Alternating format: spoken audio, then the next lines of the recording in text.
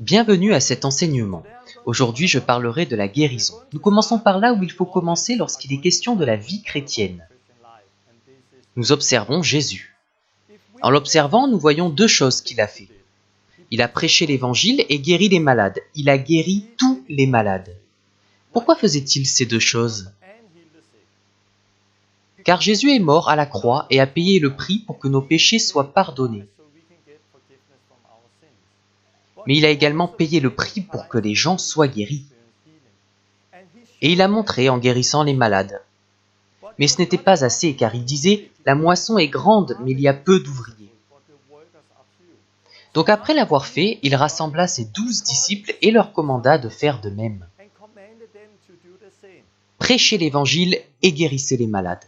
Mais il disait « La moisson est grande, mais il y a peu d'ouvriers. » Il a donc appelé 70 autres disciples et leur commanda de faire de même. Prêchez l'évangile et guérissez les malades. Mais ce n'était toujours pas assez. Donc il leur dit « Allez, faites de toutes les nations des disciples. Baptisez-les et apprenez-leur à obéir à mes commandements. » Qu'a-t-il commandé ? De prêcher l'évangile et guérir les malades. Nous allons parcourir cela et vous verrez que c'est tellement simple que même un enfant peut comprendre. Mais à cause de leurs lunettes religieuses, certaines personnes n'obéissent pas à la parole. Car ils sortent un verset de leur contexte. Par exemple, « Il m'a été mis à Paul une écharde dans la chair » 2 Corinthiens 12, 7, où Jésus ne fit pas beaucoup de miracles dans ce lieu à cause de leur incrédulité. Matthieu 13, 58. Ils prennent un verset par-ci, par-là, hors contexte. Et soudain, Jésus n'est plus celui qu'il est réellement. Il n'a plus de pouvoir, il n'est plus capable de guérir. Et nous ne sommes plus appelés à lui obéir. Je pense que cet enseignement va vous provoquer et vous aider à obéir à Jésus. Et à faire ce qu'il vous a commandé, prêcher l'évangile et guérir les malades. Dieu vous bénisse.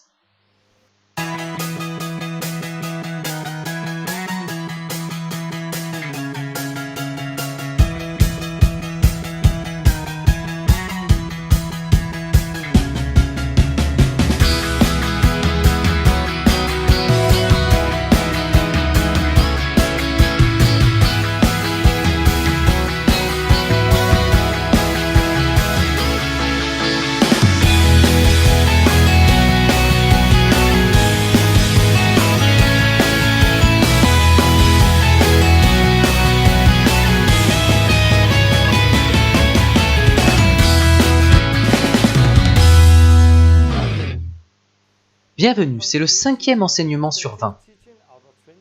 Et avant de commencer, j'aimerais prier. Dieu, merci pour tout ce que tu fais, merci pour les témoignages que nous recevons, et pour la façon dont tu utilises ces enseignements pour libérer les gens. Je prie que tu viennes et que tu m'aides à partager ta parole. Aide-moi à parler et à enseigner ce que tu veux que j'enseigne. Je prie pour chacune des personnes qui regardent cette vidéo que tu ouvres leurs yeux, leurs oreilles et leur cœur, qu'ils puissent te voir, t'entendre et recevoir ce que tu as pour eux. Viens avec ton Saint-Esprit et agis à travers cet enseignement. Au nom de Jésus. Amen. Aujourd'hui, je vais continuer à parler de la guérison. Jusqu'ici, on s'est focalisé sur le fait d'être disciple. Nous sommes disciples de Jésus, ambassadeurs pour Christ ici sur terre. Comme je disais l'autre fois, un disciple, c'est comme un apprenti. Il n'est pas au-dessus de son maître, mais celui qui est bien entraîné sera comme son maître. C'est ce que dit Luc 6, 40. Donc un disciple est un apprenti, c'est quelqu'un qui suit Jésus.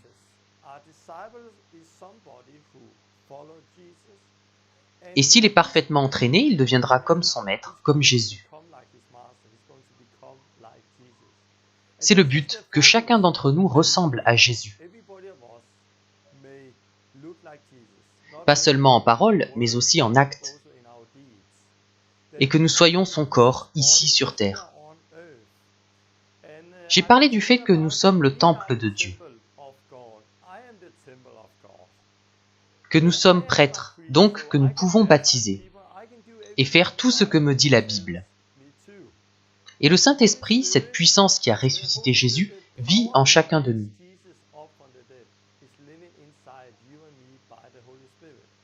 Ce sont des choses dont j'ai parlé jusqu'ici. Et j'ai déjà beaucoup de témoignages, je vois déjà que les gens s'affranchissent.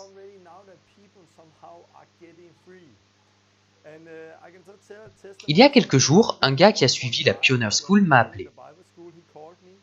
Il était surexcité, il voulait juste me dire qu'il avait retrouvé son amour pour Dieu du début. Il avait le feu quelques années auparavant, après sa conversion, mais en allant à l'église et en suivant ses préceptes, il a perdu. Mais grâce à ces vidéos, il a retrouvé. Et il est sorti et a prié pour des malades qui ont été guéris.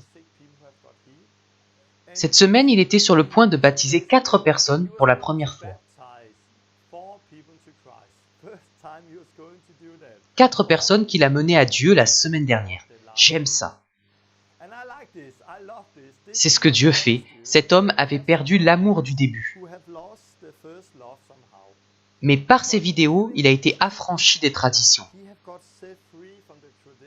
Et soudainement, il expérimente une nouvelle audace. Et commence à prier pour les malades, qui guérissent et se convertissent. Et il était sur le point de les baptiser.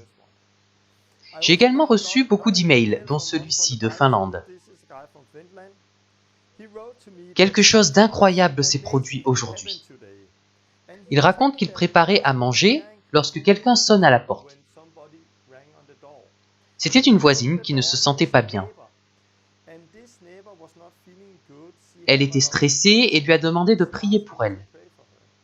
Elle a senti que le stress l'a quittée. Et ils ont commencé à parler du péché, du pardon. Elle a raconté qu'elle a été mêlée à des choses occultes dans la famille et qu'elle avait eu plusieurs expériences surnaturelles désagréables. Il lui a demandé si elle voulait en être libérée, puis a commencé à prier pour elle. C'était tout nouveau pour cet homme. Mais il a juste prié et commandé au démon de la quitter au nom de Jésus. Après quelques minutes, quelque chose bougeait en elle et elle s'est sentie mal.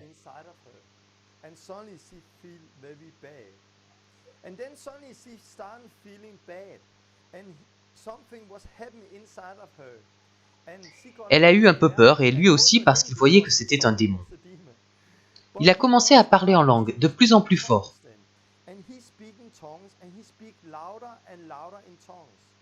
Il écrit « Au début, j'ai parlé en langue parce que je ne savais plus quoi faire. Le Saint-Esprit est monté en moi et je me suis mise à parler très fort. Et j'ai fini par me rendre compte que je hurlais en langue. Je hurlais tellement que j'ai eu mal à la gorge. Je criais avec beaucoup d'autorité, je ne saurais pas l'expliquer.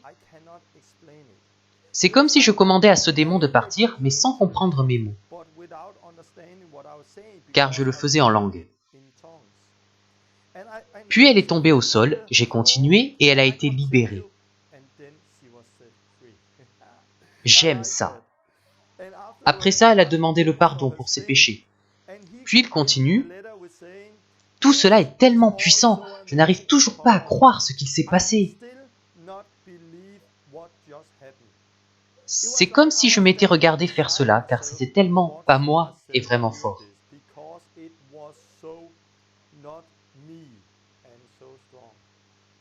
J'aime ça. Voici un gars dans lequel Dieu a commencé à travailler. Et il se retrouve dans une situation où il y a une femme et un démon. J'en parlais dans une de mes leçons, et il s'est retrouvé dans la même situation. Il a commencé à parler en langue, car il ne savait plus quoi faire. Et il a senti la puissance monter en lui. Et elle a été libérée et a demandé le pardon pour ses péchés. Et j'ai beaucoup de témoignages comme celui-ci. Des gens qui n'avaient jamais prié pour quelqu'un, qui n'avaient jamais mené quelqu'un à Christ. jamais guéri ou chassé un démon et qui instantanément commence à le faire. J'aime ces mots. C'était tellement pas moi. C'est souvent ce qu'on ressent la première fois que l'on fait une chose. Car toute chose a un début. Nous pensons qu'il faut être fort et tout savoir avant de commencer à faire. Mais c'est une mauvaise mentalité. On n'apprend pas en sachant tout avant. On apprend en faisant. C'est pour ça qu'il dit « c'était tellement pas moi ». Aujourd'hui, je vais continuer sur le sujet de la guérison. La prochaine fois, je parlerai de la partie pratique de la guérison et du kickstart.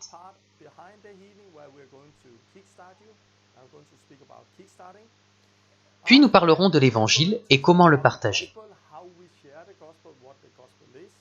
Puis nous aborderons la repentance, le péché, le baptême du Saint-Esprit et le baptême d'eau.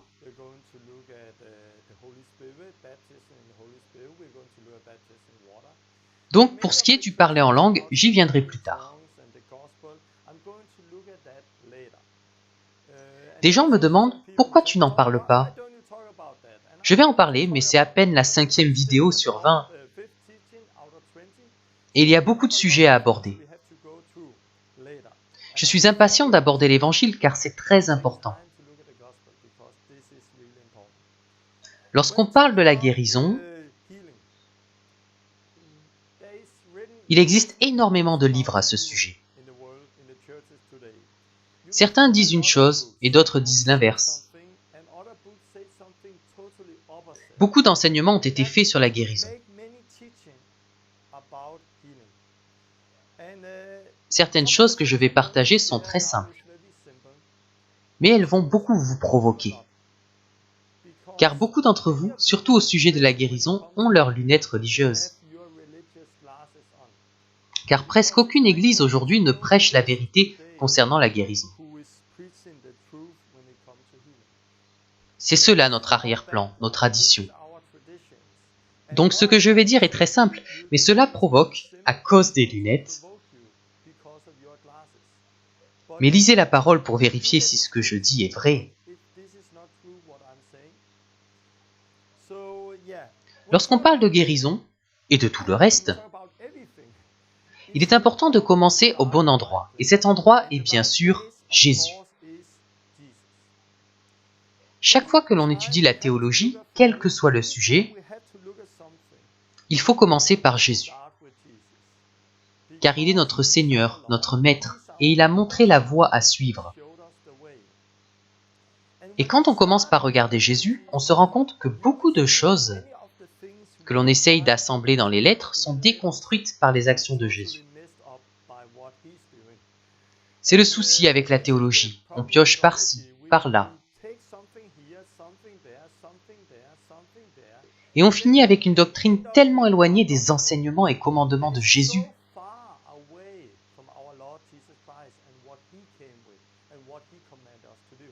Donc regardons à notre Seigneur Jésus-Christ, car nous devrions être semblables à lui. Aujourd'hui, si vous êtes à la recherche d'un emploi, vous allez écrire un CV.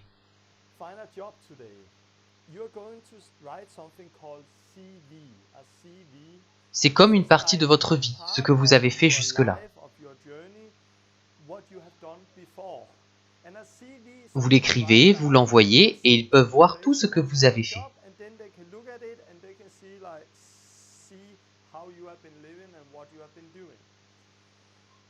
Si je devais rédiger le CV de Jésus en quelques mots seulement,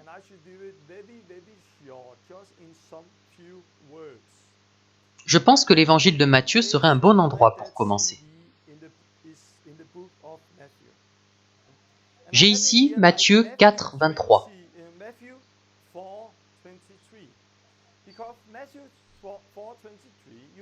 Jésus parcourait toute la Galilée, enseignant dans les synagogues, prêchant la bonne nouvelle du royaume et guérissant toute maladie et toute infirmité parmi le peuple. C'est une bonne image du CV de Jésus. Jésus parcourait toute la Galilée. enseignant dans les synagogues, prêchant la bonne nouvelle du royaume, et guérissant toute maladie et toute infirmité parmi le peuple. Et si vous continuez, vous lisez que des foules venaient à lui et qu'il guérissait tout le monde.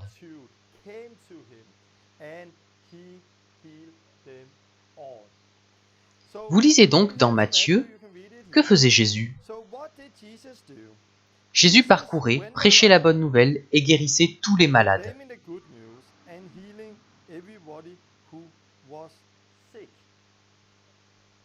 C'est ce que faisait Jésus.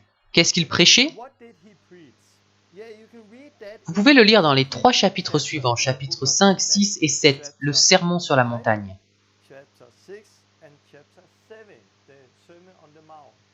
C'est ce que Jésus prêchait, ce qu'il enseignait, en partie. Il guérissait et chassait les démons. Vous trouvez plus de détails dans les chapitres 8 et 9. Et le chapitre 9 se termine de la même manière. Jésus parcourait toutes les villes et les villages, enseignant dans les synagogues, prêchant la bonne nouvelle du royaume et guérissant toute maladie et toute infirmité. Voici donc le CV de Jésus, en quelque sorte. C'est très simple. Vous lisez ici Matthieu 4, 23. Jésus parcourait, enseignant, prêchant la bonne nouvelle, guérissant toute maladie. Dans les 3 chapitres suivants, vous lisez comment il prêchait. Puis dans les 2 suivants, certains miracles qu'il a fait. Puis cela termine avec la même chose qu'avant. Jésus parcourait toutes les villes et les villages, enseignant dans les synagogues, prêchant la bonne nouvelle du royaume et guérissant toute maladie et toute infirmité. Donc si nous regarderons vers Jésus, il y a 2 choses qu'il faisait.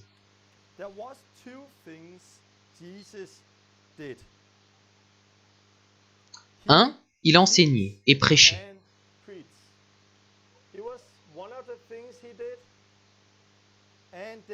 2, il guérissait toute maladie et toute infirmité. Donc si vous regardez sa vie, il y a 2 choses évidentes que Jésus faisait, encore et encore. Enseigner, prêcher, guérir toute maladie et toute infirmité. Quand on parle de guérison, combien pensez-vous qu'il en a guéri? Pensez-vous qu'il a guéri 50% des gens qui venaient à lui? 60%, 70%, 80%, 90%? Qu'il en a guéri 95%, 99%? Ou pensez-vous qu'il a guéri 100%? Jésus les guérit tous. Et il y a tant de passages où vous lisez cela. Voici quelques passages dans Matthieu. Matthieu 8, 16. Le soir, on amena auprès de Jésus plusieurs démoniaques. Il chassa les esprits par sa parole et il guérit tous les malades. Matthieu 12, 15. Une grande foule le suivit. Il guérit tous les malades. Matthieu 14, 14. Il vit une grande foule et fut ému de compassion pour elle, et il guérit les malades. Matthieu 15, 30. Et beaucoup d'autres malades. On les mit à ses pieds et il les guérit. Matthieu 19, 2. Une grande foule le suivit, et là il guérit les malades. Matthieu 21, 14. Des aveugles et des boiteux s'approchèrent de lui, et il les guérit. Donc vous pouvez lire encore et encore que de grandes foules venaient vers Jésus.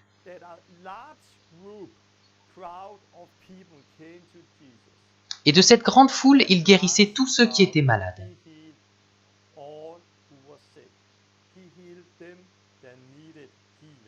Donc que faisait Jésus?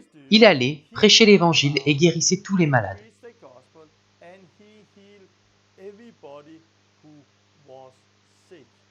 C'est ce qu'il faisait. Pourquoi? Pourquoi guérissait-il tous les malades? C'est tellement simple. Jésus est mort pour nos péchés, mais également pour nos maladies.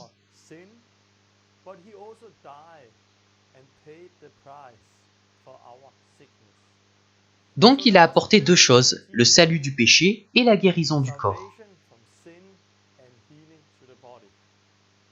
C'est ce qu'il faisait parce qu'il est mort pour ça. Il y a 3 passages dans les Écritures qui le montrent clairement. 1 Pierre 2, 24. Lui qui a porté lui-même nos péchés en son corps sur le bois, afin que, morts au péché, nous vivions pour la justice, et nous croyons cela. Lui par les meurtrissures duquel vous avez été guéris, donc par les meurtrissures de Jésus, vous avez été guéris.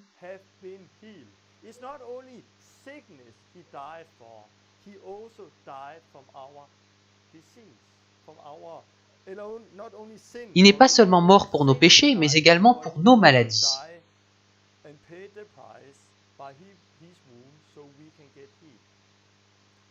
Maintenant, nous faisons des tas de doctrines avec ça, comme « Oui, mais c'est une guérison spirituelle, pas une guérison physique. » Mais si vous lisez le contexte, ça ne peut pas être une guérison spirituelle. Allez dans Ésaïe 53. Cela dit que par ses souffrances, il a payé le prix pour nous.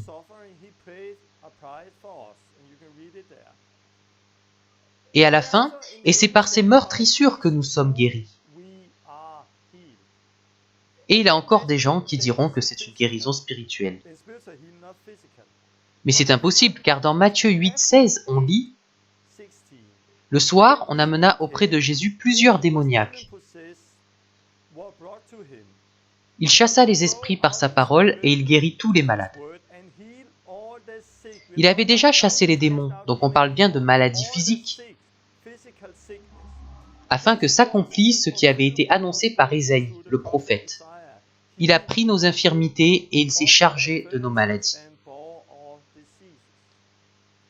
Donc Jésus guérissait tous les malades. Car il voulait confirmer ce que disait la parole et ce que les prophètes avaient annoncé.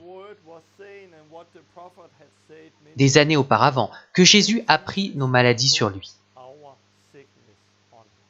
Et pas seulement les maladies spirituelles, mais également les maladies physiques. Car il guérit tous ceux qui étaient malades. Et il l'a fait encore et encore.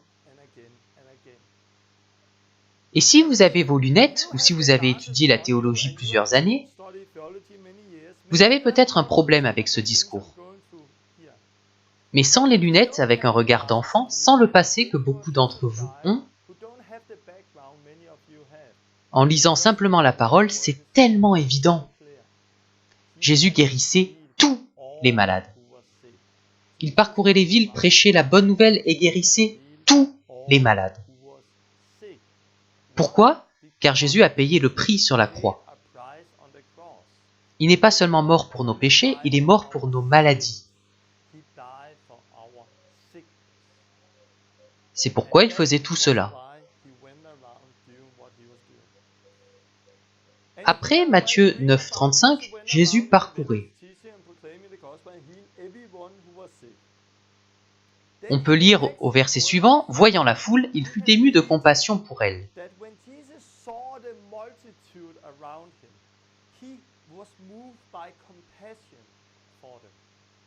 Puis, il dit quelque chose de très intéressant à ses disciples.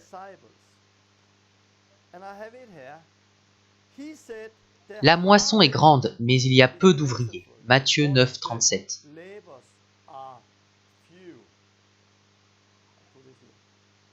Que voulait dire Jésus ? La moisson est grande, mais il y a peu d'ouvriers.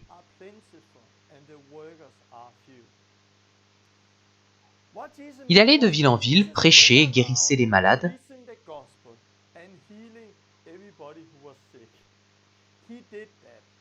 Des foules venaient à lui, il les guérissait. Des foules venaient à lui, il les guérissait, encore et encore. Mais après cela, il voyait des multitudes venir à lui. Il y avait tellement de monde. tellement de gens qui avaient besoin d'entendre la bonne nouvelle, tellement de gens qui avaient besoin de guérison. Il y avait beaucoup de monde, mais peu d'ouvriers. Seul Jésus faisait cela. Donc après qu'il ait dit « La moisson est grande, mais il y a peu d'ouvriers »,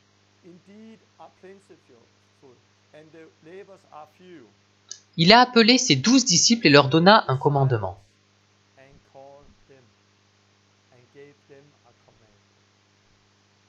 Vous lisez cela dans le chapitre suivant. Le problème aujourd'hui, c'est qu'on a divisé la Bible en chapitres et versets. Donc les gens lisent un chapitre et s'arrêtent, et la fois suivante, le chapitre suivant. Et alors, ils ne discernent plus le contexte. Donc Jésus guérissait énormément de monde. Et disait, la moisson est grande, mais il y a peu d'ouvriers. Juste après qu'il ait dit cela, il a appelé ses 12 disciples et il leur donna autorité pour guérir tous les malades et aller prêcher l'évangile.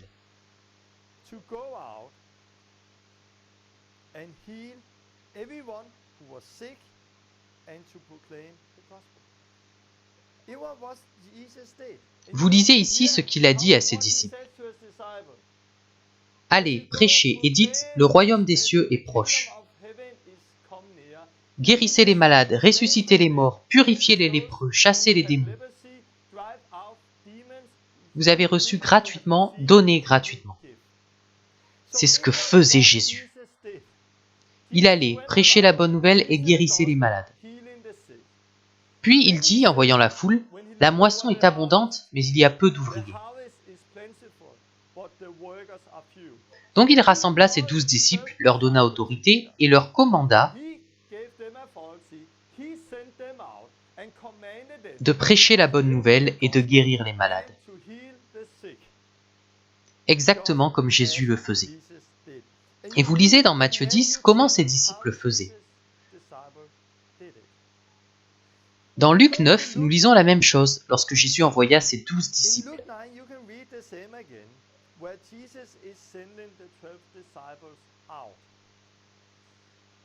Mais après leur avoir donné ses commandements de prêcher et guérir les malades,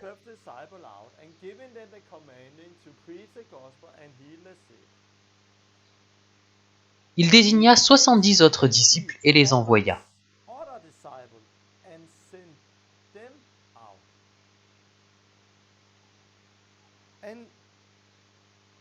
Après cela, le Seigneur désigna encore 70 autres disciples. Certaines Bibles disent 72, mais la bonne traduction est 70. Je vais expliquer cela plus tard, car nous aurons un enseignement entièrement dédié à Luc 10. Luc 10 est un chapitre que nous étudierons beaucoup par la suite. Donc la bonne traduction est 70. Donc, le Seigneur désigna encore 70 autres disciples et il les envoya. Puis il dit encore, la moisson est grande, mais il y a peu d'ouvriers. La moisson est grande, mais il y a peu d'ouvriers.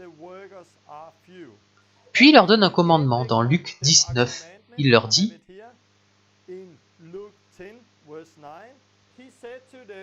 guérissez les malades qui s'y trouveront. Et dites-leur, le royaume de Dieu s'est approché de vous. C'est ce qu'il a commandé aux 70 de faire. Donc vous voyez ici un modèle clairement défini. Jésus parcourait les villes, prêchant l'évangile et guérissant tous ceux qui étaient malades. Pourquoi ? Car il est mort sur la croix pour nos maladies et pour nos péchés. Puis il a vu des multitudes de gens, beaucoup de gens, peu d'ouvriers. Il a donc appelé ses 12 disciples et leur a commandé de prêcher et de guérir.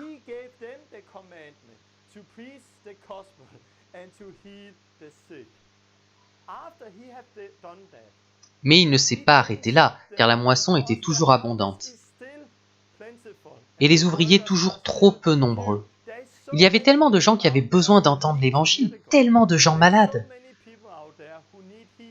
Il a donc appelé 70 autres disciples et leur a dit la même chose.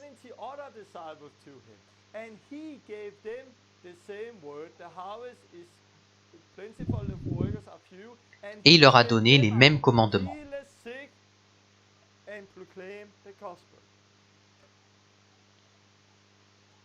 C'est, d'une certaine façon, tellement simple. Ils sortaient, guérissaient les malades et prêchaient la bonne nouvelle. Mais vous devez comprendre une chose que je vais vous montrer maintenant. Ce ne sont pas uniquement les 12 ni les 70 à qui Jésus a donné ses commandements.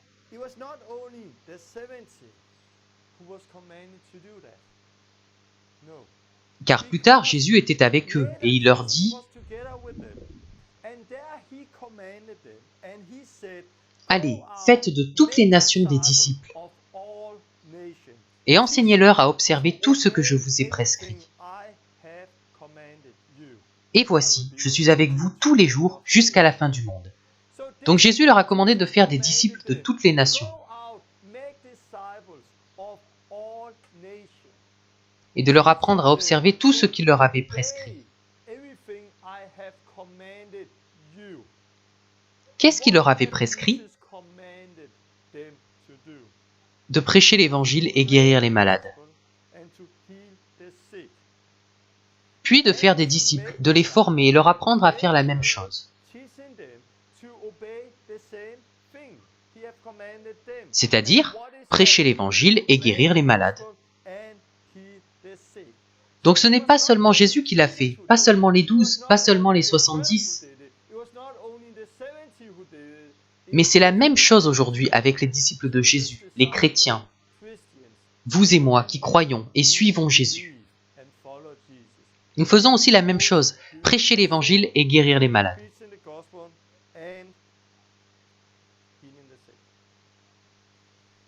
Vous ne trouvez aucun passage dans la parole où Jésus commande seulement de prêcher.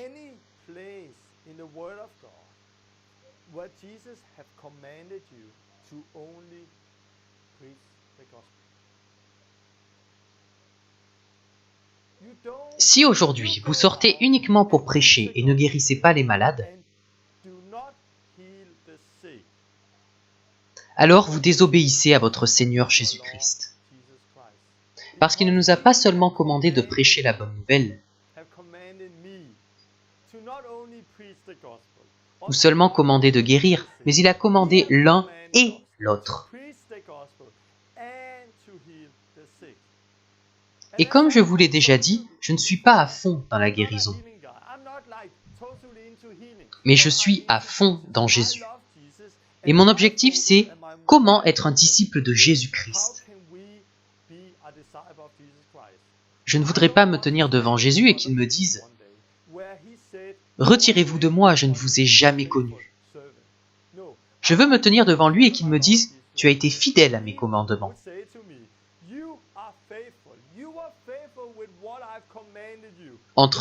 Entre dans la gloire du Père. Je veux qu'il dise que j'ai été fidèle, un fidèle serviteur. Mais à cause des traditions d'église, à cause des lunettes,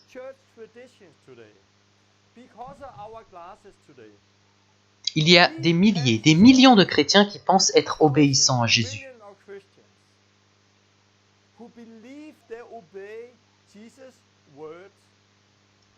Mais qui ne guérissent pas les malades. À cause des traditions. On prend un verset hors contexte. Tous ont-ils le don des guérisons. 1 Corinthiens 12, 30. Et d'un coup, tout ce que Jésus a commandé n'a plus aucun sens.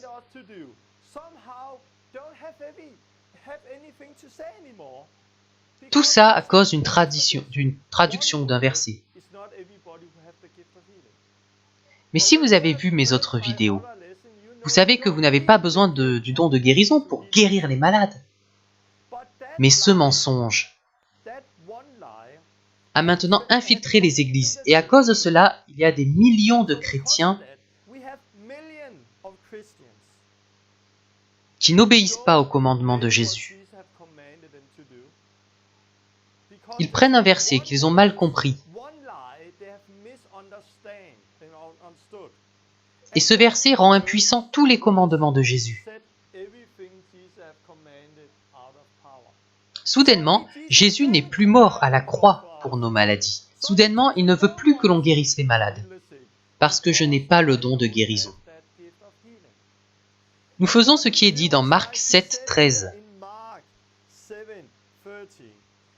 Annulant ainsi la parole de Dieu par votre tradition que vous avez établie. Donc, par nos traditions, nous avons rendu la parole de Dieu impuissante.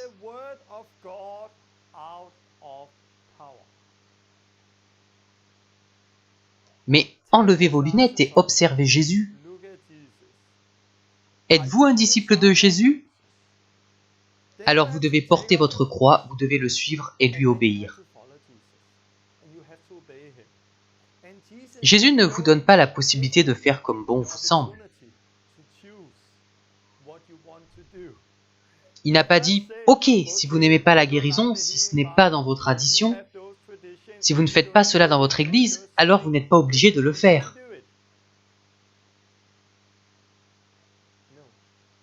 Il ne nous a pas demandé de choisir.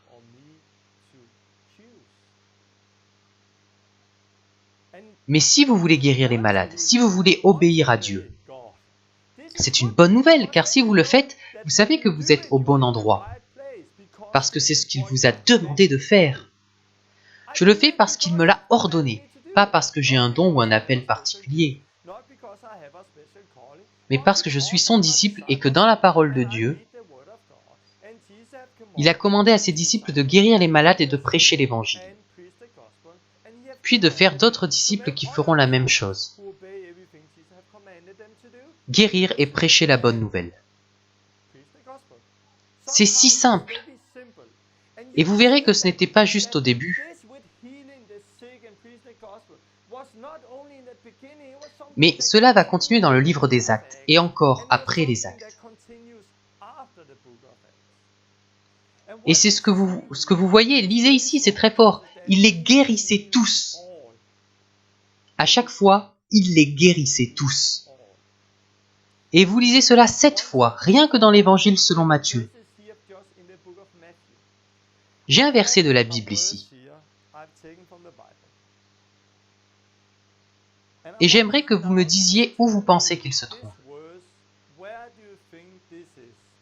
Dans Jean, Matthieu, Luc, où se trouve ce verset? La multitude accourait aussi des villes voisines à Jérusalem, amenant des malades et des gens tourmentés par des esprits impurs, et tous étaient guéris. Nous lisons donc encore que des foules venant de villes autour se réunissent.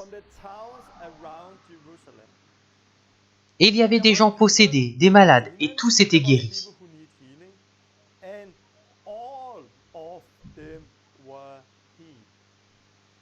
Cela ressemble exactement à ce passage, et à celui-ci.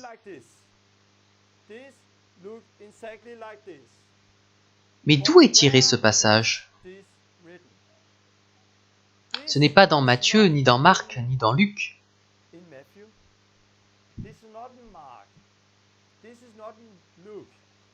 Ce verset que nous venons de lire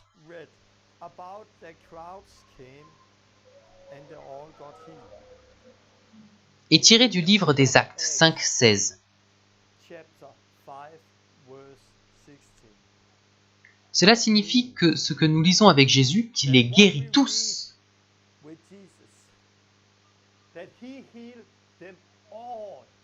a continué dans le livre des Actes. Car ici, nous avons des foules qui se rassemblaient des villages alentours et venaient, non pas vers Jésus cette fois, mais vers les disciples. Et tous étaient guéris.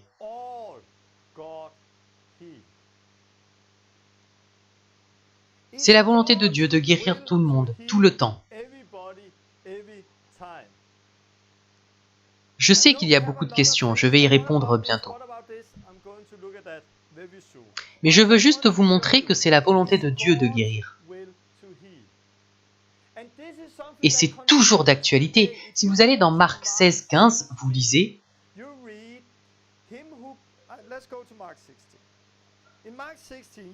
Jésus leur dit, allez par tout le monde et prêchez la bonne nouvelle à toute la création. C'est quelque chose que beaucoup font, mais il n'a pas commandé cela uniquement. Il a aussi commandé de guérir les malades. Nous lisons ensuite, « Celui qui croira et qui sera baptisé sera sauvé, mais celui qui ne croira pas sera condamné. » Voici les miracles qui accompagneront ceux qui auront cru. En mon nom, ils chasseront les démons, ils parleront de nouvelles langues. Ils saisiront des serpents, s'ils boivent quelques breuvages mortels, ils ne leur feront point de mal. Ils imposeront les mains aux malades, et les malades seront guéris. Donc ces signes accompagnent ceux qui croient en Jésus, qui l'ont comme Seigneur, qui lui obéissent, ils chasseront des démons. Cela nous accompagne aussi aujourd'hui, nous chasserons des démons. Nous parlerons de nouvelles langues. Si nous attrapons un serpent ou buvons un poison, cela ne nous fera pas de mal. Et si nous imposons les mains aux malades, ils seront guéris. C'est aussi ce que vous lisez dans Actes, c'est ce qu'expérimente Paul. Dans le dernier chapitre 28, vous lisez que Paul est arrivé sur l'île de Malte.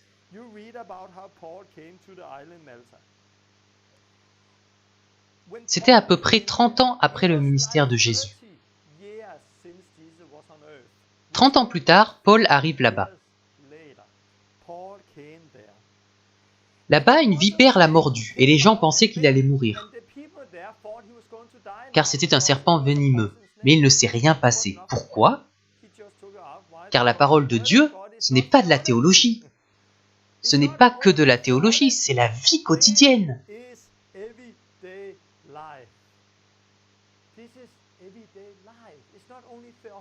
Donc Paul a juste repoussé la vipère. Plus loin, il prie pour un homme malade, et quand cet homme fut guéri, vous lisez au verset 8, Paul, s'étant rendu vers lui, pria, lui imposa les mains et le guérit. Là-dessus vinrent les autres malades de l'île, et ils furent guéris. Donc Paul arrive sur l'île de Malte. Il expérimente ce qui est dit dans Marc 16, 18 avec le serpent. Puis il impose les mains sur un malade qui guérit.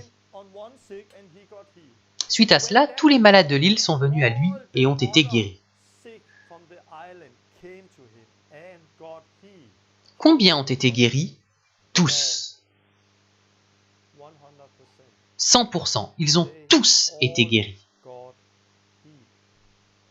Combien ont été guéris à travers Jésus? Tous. Ils ont tous été guéris.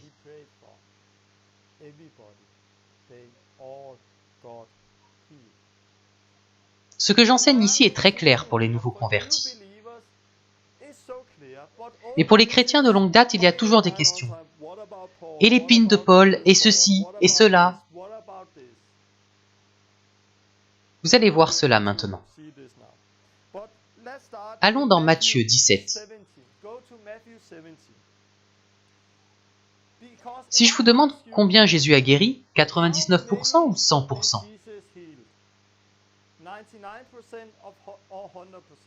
Il guérit 100%, tous ceux qui sont venus à lui.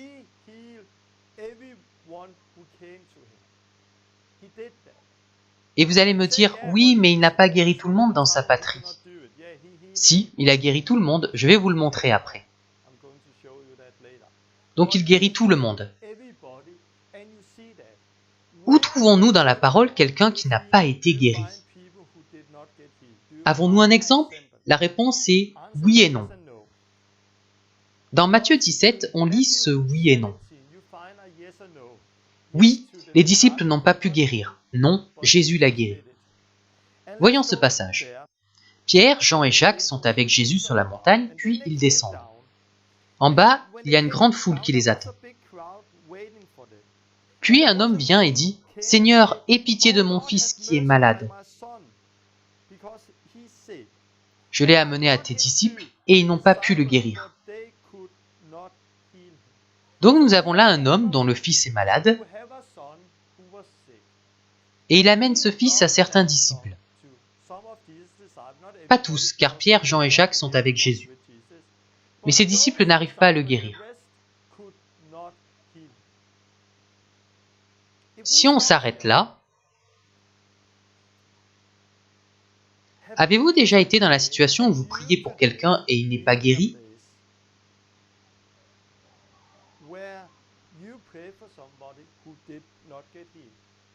Je pense que la réponse est oui. Je pense que tout le monde a déjà vécu cela. Que faisons-nous aujourd'hui dans cette situation? On va trouver plein de raisons pour lesquelles ce n'est pas arrivé.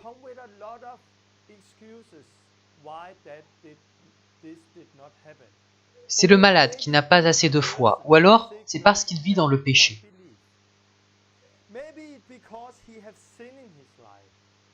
Ou alors il doit d'abord pardonner à quelqu'un. Ou alors c'est une malédiction générationnelle. Ou alors c'est parce que ce n'est pas la volonté de Dieu de le guérir. Car tout ce qui arrive est la volonté de Dieu. Ou alors c'est son écharde dans la chair, comme Paul a eu la sienne.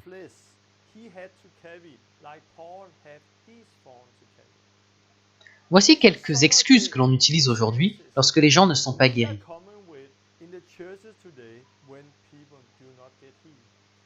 Et vous trouvez de nombreux livres sur tout ça, sur les malédictions générationnelles, sur le besoin de pardonner avant d'être guéri, sur le péché,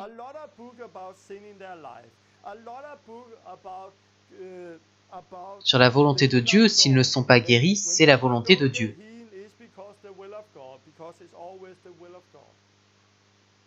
C'est ce qui se passe de nos jours. C'est de là que l'on tire notre théologie aujourd'hui.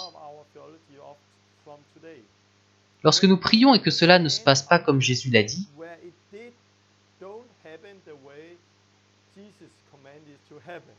nous arrêtons et nous trouvons des raisons pour lesquelles cela ne s'est pas produit.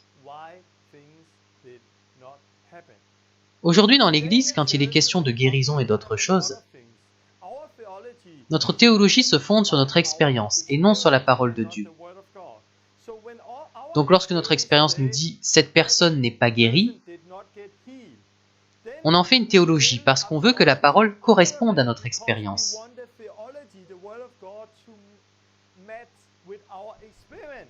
Au lieu d'essayer de faire correspondre notre expérience à la parole. Mais nous ne devrions pas interpréter la parole selon nos expériences. Nous devrions faire en sorte que nos expériences correspondent à la parole. Donc dans ce genre de situation, nous théologisons. Mais ici, les disciples n'ont pas fait cela. Ils n'ont pas cherché des raisons. Peut-être allaient-ils commencer à le faire. Puis Jésus est arrivé et il les a confondus. Parce qu'il n'a pas dit « cette personne vit dans le péché, voilà pourquoi elle n'est pas guérie ». Il n'a pas dit « il ne guérit pas car ce n'est pas la volonté de Dieu pour lui ». Il n'a pas dit que c'était une écharde qu'il devait porter. Non, Jésus n'a pas donné ce genre d'excuses. Il leur dit « Race incrédule et perverse, jusqu'à quand serai-je avec vous? Jusqu'à quand vous supporterai-je? Amenez-le-moi ici. » Alors il délivra l'enfant qui fut guéri. C'est évident, vous ne trouvez pas? On théologise en permanence sur pourquoi les choses ne se sont pas produites. Vous pouvez trouver plein de gros livres. Mais si Jésus venait de la même façon qu'ici, il guérirait la personne instantanément. Puis il viendrait vers nous et nous sermonnerait. Race incrédule et perverse, jusqu'à quand serai-je avec vous? Il voulait que ses disciples chassent le démon. Il voulait qu'ils soient comme lui. Il les a donc sermonnés, eux, et pas le malade. Mais aujourd'hui, nous jetons le blâme sur le malade ou sur autre chose. Vous comprenez? Parce que nous ne voyons pas les choses, nous construisons des théologies.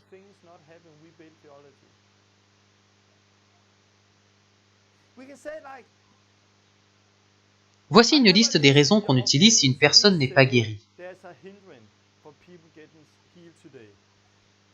Le malade est incroyant. Le péché. A d'abord besoin de pardonner quelqu'un. Malédiction générationnelle à briser avant. Ce n'est pas la volonté de Dieu. C'est un argument qui revient souvent. C'est son écharde dans la chair, comme Paul. Voici des choses que l'on dit souvent. Mais regardez Jésus, des multitudes venaient à lui. Et combien il en guérissait? Tous. Une multitude venait vers les disciples. Combien étaient guéris? Tous. À aucun moment ils n'ont pas pu guérir à cause du manque de foi du malade, ou à cause d'une malédiction, ou parce qu'ils vivaient dans le péché. Jamais Jésus n'a dit « tu dois pardonner avant afin de pouvoir être guéri » ou « c'est la volonté du Père que tu sois malade ».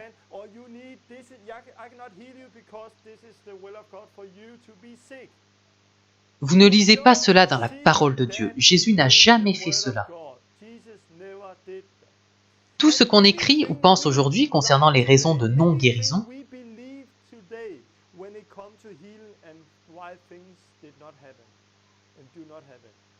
quand Jésus est arrivé, il a fait ça. Il a immédiatement guéri l'enfant. Et c'est ce qu'il ferait aujourd'hui.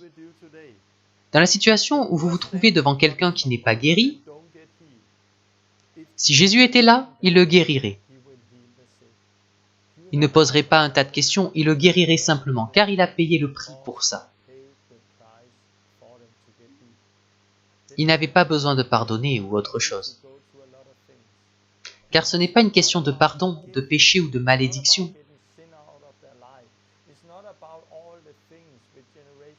Vous ne trouvez rien de cela dans le Nouveau Testament. C'est une question de foi, de simple foi. Car les disciples lui demandent « Pourquoi n'avons-nous pu chasser ce démon ?»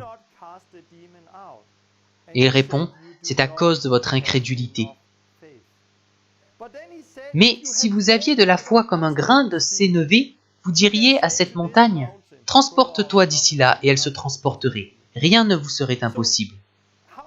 Dans la phrase « Mais si vous aviez de la foi comme un grain de sénévé », le mot « foi » peut également être traduit par « croyance »,« confiance ». Parce que vous n'avez pas confiance et ne croyez pas à la parole de Dieu. Vous n'y arrivez pas. Mais si croyez la parole, vous pouvez le faire.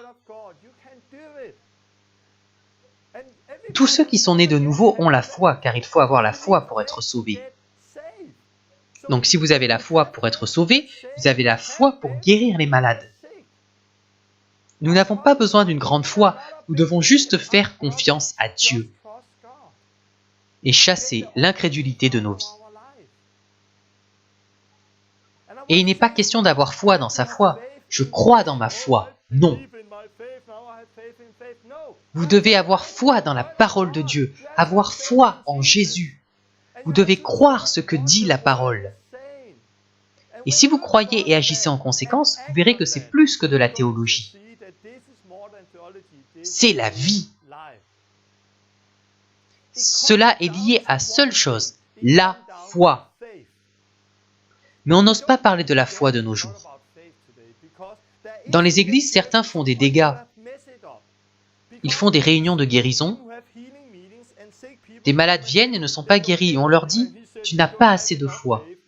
Du coup, ils se retrouvent avec deux problèmes. Ils ont une maladie et ils n'ont pas assez de foi. Et ils se sentent coupables. Mais si vous avez la foi, la personne en face n'a pas besoin de croire. Une femme a touché Jésus, elle a été guérie. Pourquoi? Grâce à sa foi. J'ai vu cela en Pologne. Là-bas, j'ai prié pour beaucoup de gens. Et j'arrive vers une femme, je la touche à peine, elle saute et elle a été complètement guérie. Elle avait de l'allergie aux yeux et au nez et ça a disparu. Et j'étais là, waouh, qu'est-ce qui vient de se passer?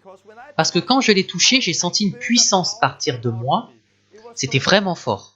J'ai prié pour d'autres, mais ce n'était pas aussi fort, donc je suis allé la voir à la fin. Je lui ai demandé « Qu'est-ce qui s'est passé ?» J'ai entendu que vous veniez et j'étais persuadé qu'en touchant votre chemise, je serais guéri. Et c'est ce qui s'est passé. Non grâce à ma foi dans ce cas-là, mais grâce à sa foi. Mais qu'en est-il de l'homme qui est venu vers Jésus en disant que son serviteur était malade? Jésus lui dit « Je vais y aller. Non, non, dis juste un mot et il sera guéri. » Et ce serviteur fut guéri, non par sa foi, mais par celle de son maître. Ce serviteur était sûrement alité. « Oh, je suis malade. »« Hé, je ne suis plus malade. Que se passe-t-il » Donc il fut guéri grâce à la foi de quelqu'un d'autre. Et Lazare, il était mort pendant 4 jours. Combien de foi avait-il à ce moment-là? Aucune. Sa foi était morte avec son corps. Mais Jésus l'a ressuscité car il avait la foi. Donc nous avons besoin de foi. Nous devons croire la parole de Dieu. C'est tellement évident. Mais ce ne sont pas les malades qui doivent avoir la foi. Si vous l'avez, ils n'en ont pas besoin. Voilà la bonne nouvelle. Si on s'affranchit de nos traditions, il ne reste qu'une chose, la simple foi. Sortez, guérissez les malades, comme Jésus nous l'a commandé, et nous pouvons avoir confiance en la parole. C'est tellement facile pour nous d'être trompés et de penser que ça a à voir avec d'autres choses. Et j'ai aussi été trompé. Il y a quelques années, j'ai lu un livre sur la guérison. Et cet homme qui avait vu plus de guérison que moi disait qu'il y avait plusieurs obstacles à la guérison. Et l'une d'elles était le manque de pardon, l'amertume. Donc si les gens avaient de l'amertume, cela pouvait être un obstacle à leur guérison. Et plus tard, j'ai fait une réunion et j'ai prié pour des gens. Il y avait quelqu'un qui avait des problèmes de disques et de dépression. J'ai prié pour lui et il ne s'est rien passé. J'ai prié encore et rien. J'ai prié encore et rien. J'ai prié une 4e fois et rien. Mais je n'ai pas abandonné. J'ai prié une 5e fois et rien. Puis je me suis rappelé ce que j'avais lu. Alors je lui demande, avez-vous besoin de pardonner à quelqu'un? Oui, l'ex de ma petite copine, je ne lui pardonnerai jamais. Ok, alors Dieu ne peut pas vous aider. Quoi? La Bible dit, si vous ne pardonnez pas, Dieu ne pourra pas vous pardonner. Vous voyez, car cela n'avait rien à voir avec la guérison, mais j'ai sorti ce verset de son contexte à cause du livre que j'avais lu. J'ai donc dit, vous devez pardonner. Je lui ai expliqué cela et j'ai prié pour lui une fois de plus. Et cette fois, boum, il est tombé, il a été libéré d'un démon, il a été guéri. Il s'est converti et vit avec Dieu aujourd'hui. C'est devenu un témoignage très fort. Donc je me suis dit, waouh, ça marche! Et à la réunion suivante, j'ai dit à quelqu'un, vous devez pardonner. Quand ils ont pardonné, boum! Quand il a pardonné, il a guéri. Il a été guéri. Même chose pour le suivant. Donc il y a quelques années, j'ai fait un enseignement où je disais qu'il y avait des obstacles à la guérison, notamment le besoin de pardonner. Puis à une autre réunion, quelqu'un ne guérissait pas. Alors je lui dis, « Hé, tu dois pardonner. Qui dois-tu pardonner? Personne. Tu es sûr? Oui. Puis je me suis demandé quel était alors l'obstacle. Si ce n'est pas le pardon, alors qu'est-ce que c'est? Et j'ai commencé à creuser la vie des gens. C'est peut-être une malédiction, c'est peut-être ceci ou peut-être cela.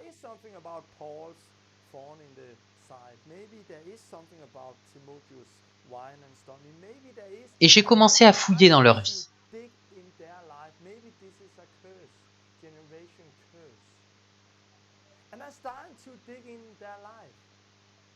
Et alors cet enseignement, ce livre que j'avais lu,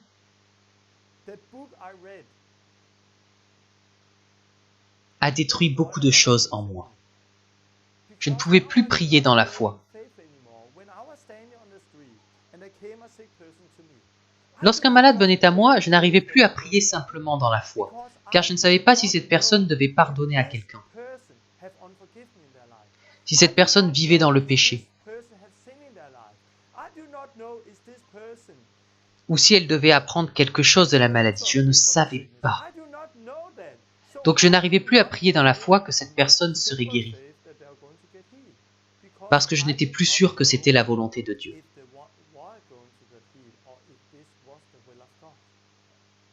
Vous voyez comment cela a brisé des choses en moi. Quand Jésus guérissait les foules, quand les disciples guérissaient les foules, ils ne s'arrêtaient pas en disant « peut-être que cette personne vit dans le péché ». Tout le monde vivait dans le péché. Ils ne disaient pas « je ne peux pas guérir la foule car ils ont des choses à pardonner ». Non, ils guérissaient simplement tout le monde. Ils ne se sont pas arrêtés une seule fois pour chercher des raisons à pourquoi cela n'a pas marché. Ils avaient juste la foi et ils le faisaient, simplement. Oui, Torben, mais ça a marché pour toi. Quand il a pardonné, il a été guéri. Oui, mais il n'a pas guéri parce qu'il a pardonné, et c'est ce que vous devez comprendre.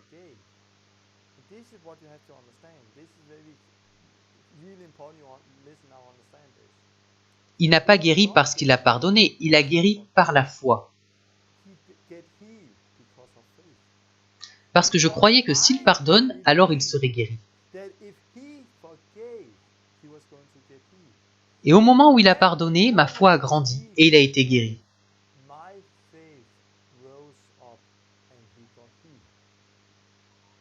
Non pas grâce au pardon, mais grâce à ma foi. J'ai cru que les choses marchaient comme ça, alors j'ai mis ma foi là-dedans.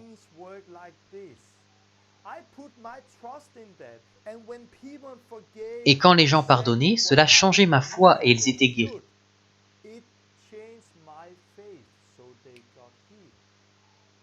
Non pas grâce au pardon, mais grâce à ma foi.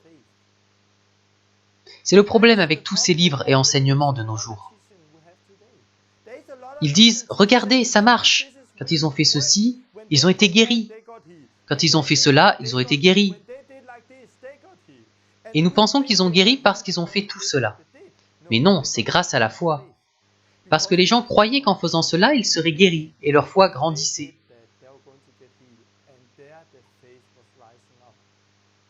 Tout est une question de foi. Mais tous ces livres et enseignements nous empêchent de prier avec foi. Pour tous ceux que vous rencontrez, car vous ne connaissez pas leur vie. Mais quand vous croyez que c'est la volonté de Dieu, parce que Jésus a payé le prix, alors vous prierez avec foi et ils seront guéris. Parce que c'est la volonté de Dieu. Et Jésus, qui ne pouvait pas guérir dans sa patrie à cause de leur incrédulité? Non, voyons cela. Si vous allez dans Marc 6,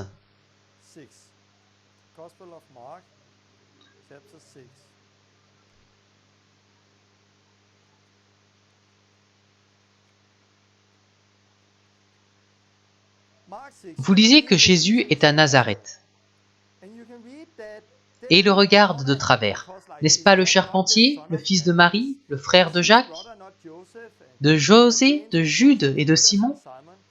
Donc en quelque sorte, il observait parce qu'il le connaissait, lui et sa famille. Mais Jésus leur dit, un prophète n'est méprisé que dans sa patrie, parmi ses parents.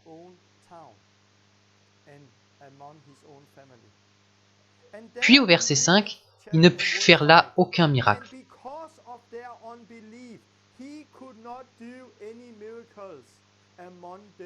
Si ce n'est qu'il imposa les mains à quelques malades et les guérit.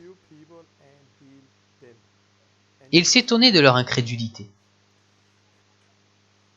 Est-ce que Jésus a pu guérir les gens dans sa ville? Bien sûr qu'il a pu les guérir. Il a guéri tous les gens pour qui il a prié dans sa ville.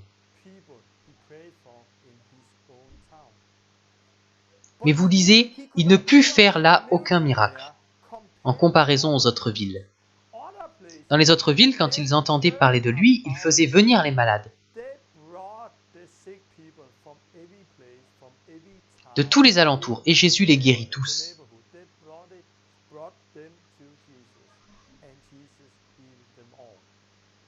Et ils étaient très nombreux.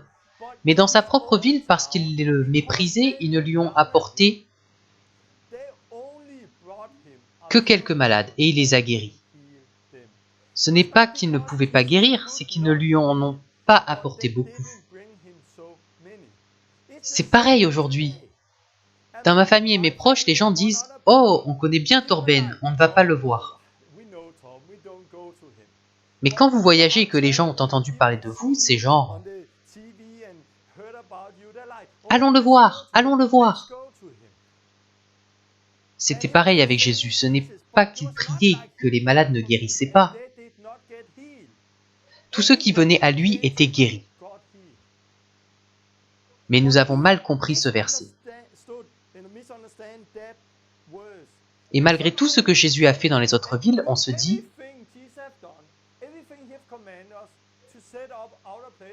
on ne peut pas guérir tout le monde, car ils n'ont pas assez de foi. C'est comme Jésus dans sa patrie, il n'a pas pu guérir tout le monde. Bien sûr que vous pouvez les guérir, les gens n'ont pas besoin d'avoir la foi si vous l'avez. Si vous pensez qu'ils peuvent être guéris, ils pourront être guéris, même s'ils ne croient pas. Mais dans sa ville, on ne lui a apporté que quelques malades et il les a guéris. Tous. Mais dans les autres villes, des multitudes sont venues à lui, et de même, il les guérit tous. Donc ce n'est pas parce qu'ils avaient peu de foi qu'il n'en a pas guéri beaucoup.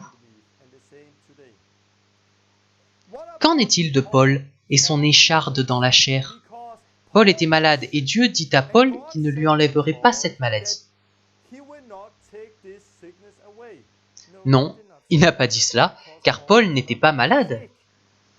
Allons dans 2 Corinthiens 12. On lit que Paul a une écharde.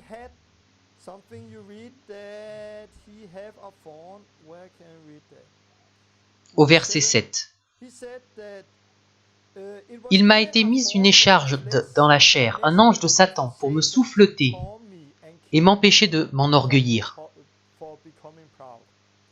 Puis à 3 reprises, il supplie à Dieu de l'éloigner de lui. Et à chaque fois, Dieu lui dit « Ma grâce te suffit, car ma puissance s'accomplit dans la faiblesse. » À combien d'autres reprises voit-on des malades venir à Jésus et que Jésus leur dit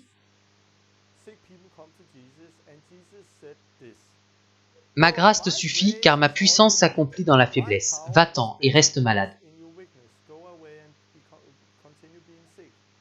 On ne lit cela nulle part. On ne trouve cela nulle part. Mais on a écrit de gros bouquins à partir de ces versets. Est-ce que je crois que la puissance de Dieu s'accomplit dans notre faiblesse? Bien sûr. C'est la parole de Dieu. Je suis souvent faible. Je suis faible en ce moment. Je ne parle pas très bien anglais. Le danois est ma langue natale. Et c'est très difficile pour moi de faire cette vidéo en anglais. Cela demande beaucoup d'énergie, mais je vois que Dieu utilise cette énergie. Quand je suis faible, il est fort et il m'aide, pour que vous arriviez à me comprendre. Je suis faible, souvent faible. Mais pas à cause de la maladie, car Jésus est mort pour mes maladies. Bien sûr, Dieu se sert de plein de choses, mais il n'a pas besoin de se servir de nos maladies. Pour nous changer, il peut utiliser le Saint-Esprit et beaucoup d'autres choses. Pour Paul, était-ce une maladie? Non, car si on continue à lire, il dit au verset 10, « C'est pourquoi je me plais dans les faiblesses. » Puis il parle de calamité, de persécution, de détresse, mais pas de maladie. Il ne parle pas de maladie ici. Si l'écharde dans la chair de Paul était une maladie, il l'aurait mentionné ici. Il n'en parle nulle part. Dans les versets précédents, au chapitre 11, on lit certaines des épreuves qu'il a traversées.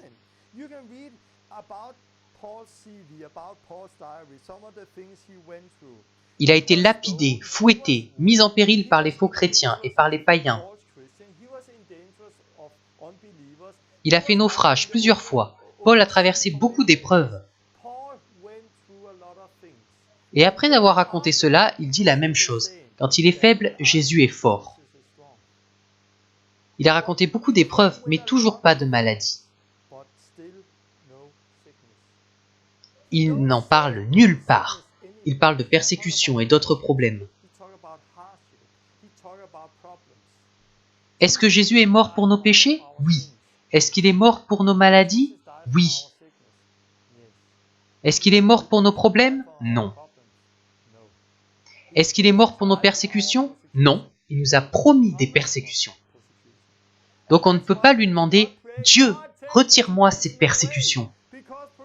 Car c'est à nous de les porter. Ça fait partie de la vie avec Jésus. On vit des épreuves, des persécutions. C'est une vie difficile. Moi aussi je disais « Dieu, aide-moi, enlève-moi ces épreuves ». Mais le mépris des gens, les persécutions, cela fait partie de mon appel. C'est ma croix à porter pour suivre Jésus. Mais ma maladie, Jésus l'a portée. Il est mort pour que je n'ai pas à la porter.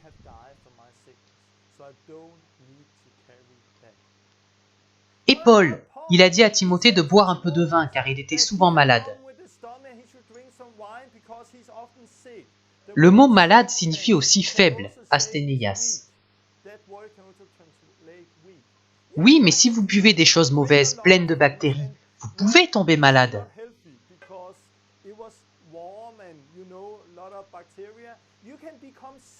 Vous pouvez devenir faible. Il lui dit donc, bois autre chose. C'est pareil pour les gens qui ne mangent pas de la nourriture saine et deviennent fragiles. Je pourrais leur dire, mangez autre chose, prenez soin de vous. Et même si Timothée était malade, est-ce que ça change tout ce qu'a fait Jésus?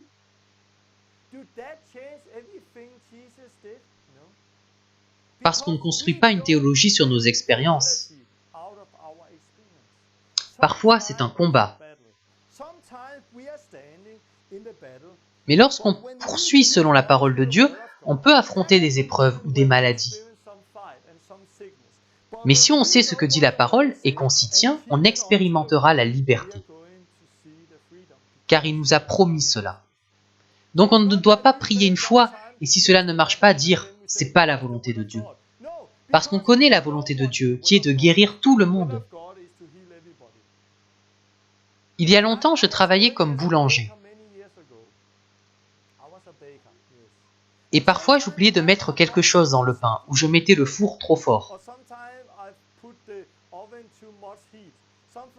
J'oubliais parfois des choses, et le maître, mon patron, se mettait en colère, vraiment. Et il me réprimandait. Et j'apprenais. Et parce que j'ai appris, je suis plus tard devenu comme mon maître. J'ai appris à faire le pain.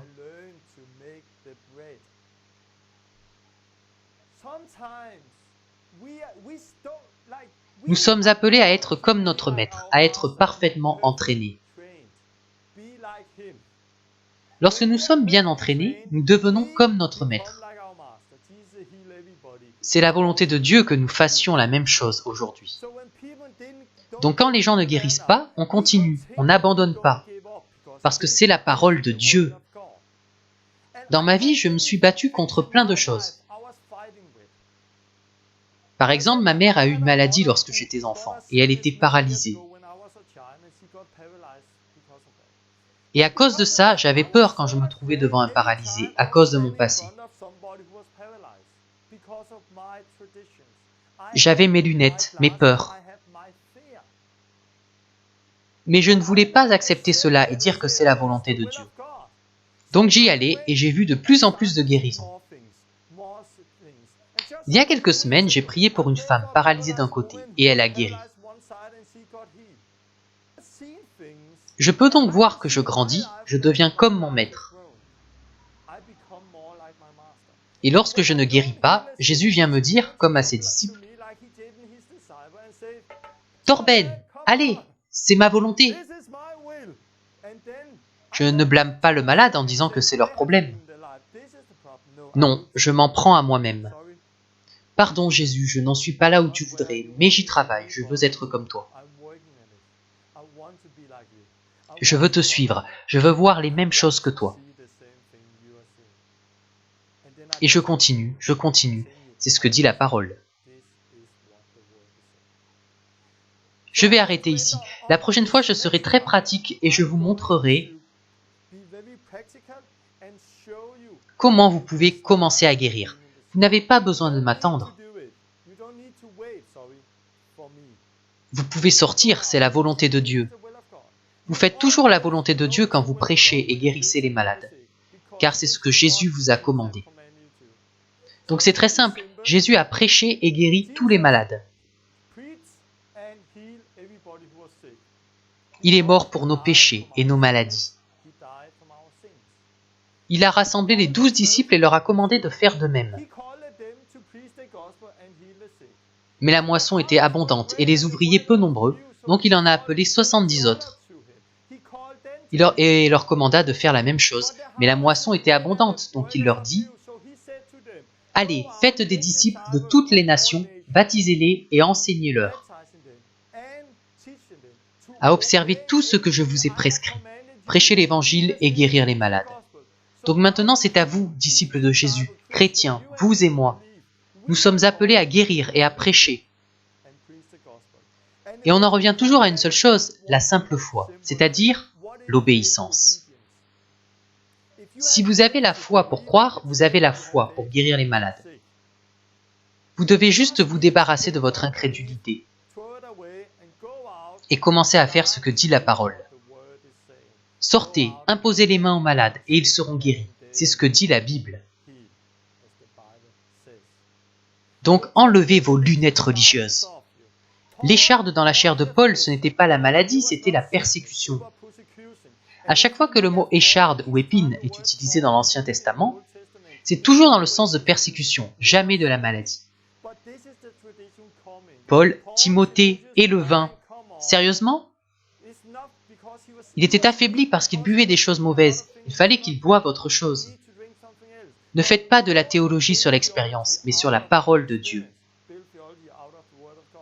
Les disciples n'ont pas pu chasser un démon, mais ne fondaient pas une doctrine là-dessus.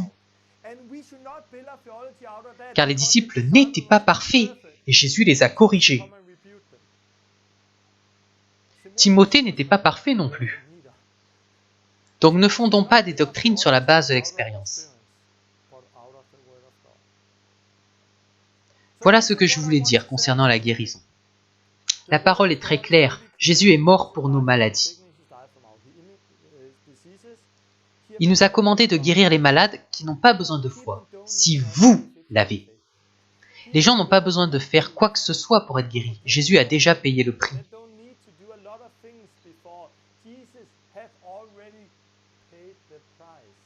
Et lorsque les gens demandent à Jésus « Vas-tu me guérir ?» la réponse est toujours « Oui ». Si les gens demandent « Peux-tu me guérir ?» la réponse sera toujours « Oui ». Rien n'est impossible à celui qui croit, donc c'est très clair. Je peux sortir, rencontrer quelqu'un et avec assurance prier pour lui. Et m'attendre à ce qu'il soit guéri, car je sais que c'est la volonté de Dieu. Il ne sera peut-être pas guéri du premier coup, mais je continue et il sera guéri. Car c'est la parole de Dieu. Si nous n'abandonnons pas, cela se produira. Je vais finir en priant pour vous, vous qui êtes malades. Peut-être avez-vous cru ce mensonge que votre maladie est une épreuve, ou que c'est la volonté de Dieu, ou que c'est une malédiction, et que vous devez pardonner avant de pouvoir guérir. Tout est mensonge. Lisez la parole, lisez l'évangile de Matthieu. Voyez comment Jésus guérissait à chaque fois et ce qu'il a commandé à ses disciples. Donc je vais prier pour vous qui êtes malades. Si vous avez un problème à l'épaule, mettez-y votre main. Si vous avez un cancer, posez vos mains là où vous êtes malade. Si c'est général, placez juste vos mains ici et je vais prier que Dieu vous guérisse. Vous êtes prêts? Père, merci pour la guérison de chaque personne malade qui regarde cette vidéo. Merci Jésus, car tu es mort pour nos maladies, mort pour que l'on soit guéri aujourd'hui. Par tes blessures, nous sommes guéris. Je te remercie donc pour la guérison. Et je commande à la maladie de partir maintenant au nom de Jésus. Tous les cancers, partez maintenant au nom de Jésus. Toutes les douleurs, les allergies, partez maintenant au nom de Jésus. Je commande à la douleur dans l'épaule, dans le dos, dans la tête. Je commande aux os de se remettre en place, aux nerfs d'être guéris, au corps d'être restauré. Au nom de Jésus. Dieu, tu vas poser tes mains sur les gens qui regardent cette vidéo et ils seront guéris maintenant au nom de Jésus. Merci parce que toute maladie s'en va. Pars. Je commande l'esprit de dépression, l'esprit de peur de quitter ce corps maintenant. Au nom de Jésus. Amen. Dieu vous bénisse et on se retrouve la semaine prochaine. Si vous avez des questions, envoyez-les moi et j'y répondrai la prochaine fois. Soyez bénis.